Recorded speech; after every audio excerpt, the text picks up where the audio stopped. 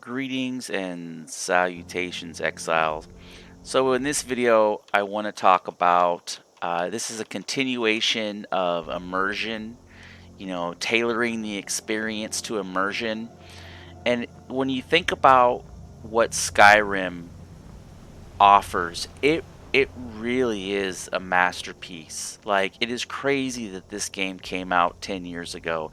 But here's a random encounter, and um, they spawn to and he doesn't attack me out of the gate, but when The I talk Legion's to him, always looking for strong, capable warriors. If you think you've got what it takes, and our they headquarters is the desert. narrative Then no one changes stubborn as or you're dogs may charge. join the Imperial. So I picked up a quest, Been so long since I and killed the so by storm. no means The soldiers getting am I fatter. saying that Exiles needs to become a quest driven storyline, but I think there is room for driving replayability, to send people to other parts of the map, and to have your status evolve with the NPCs.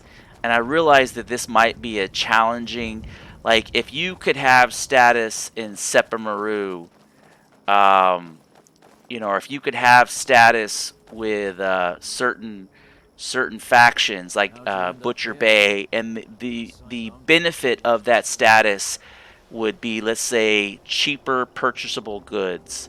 So in exchange for doing their bidding, you can buy those thralls at a cheaper market price.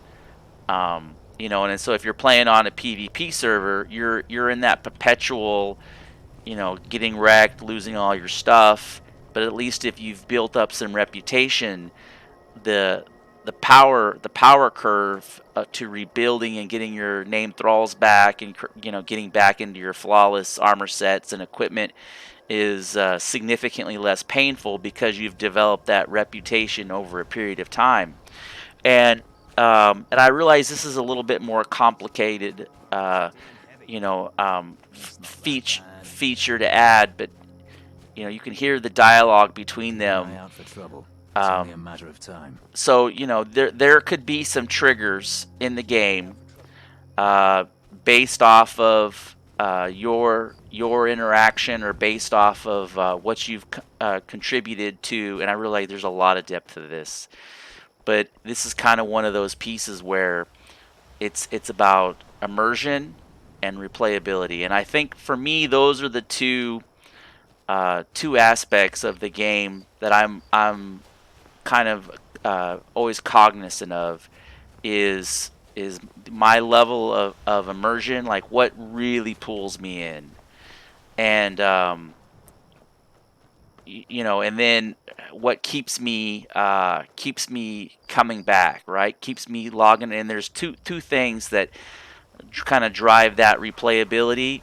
It's community and complexity of crafting and item development are like two of the big driving factors in those loops.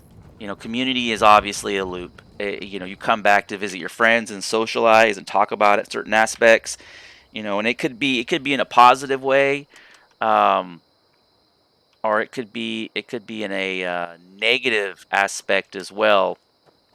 Like the PvP, you're raiding and you completely got wiped out, and so now you have to rebuild everything. That's a giant time sink. That is also a replayability loop. So there can be pros and cons to both version. You obviously, though, you have to be super careful with creating an environment where somebody starts from zero every time something happens, because if somebody uses an exploit, it's too hard to recover from from somebody using an exploit. Like if they use an exploit on you, and you're wiped out, and they use an exploit, there's no reason to play. It's you know it, it it's not worth it. And so you're like, well, I'll try another server. um so it's kind of one of those things where you kind of have to engineer aspects of the game to where you can't be completely annihilated because of someone's malice intent and using current exploits that exist. So that ties into that kind of replayability and like that faction system I was talking about. Well, at least if you have a faction system, then it's you don't start from zero.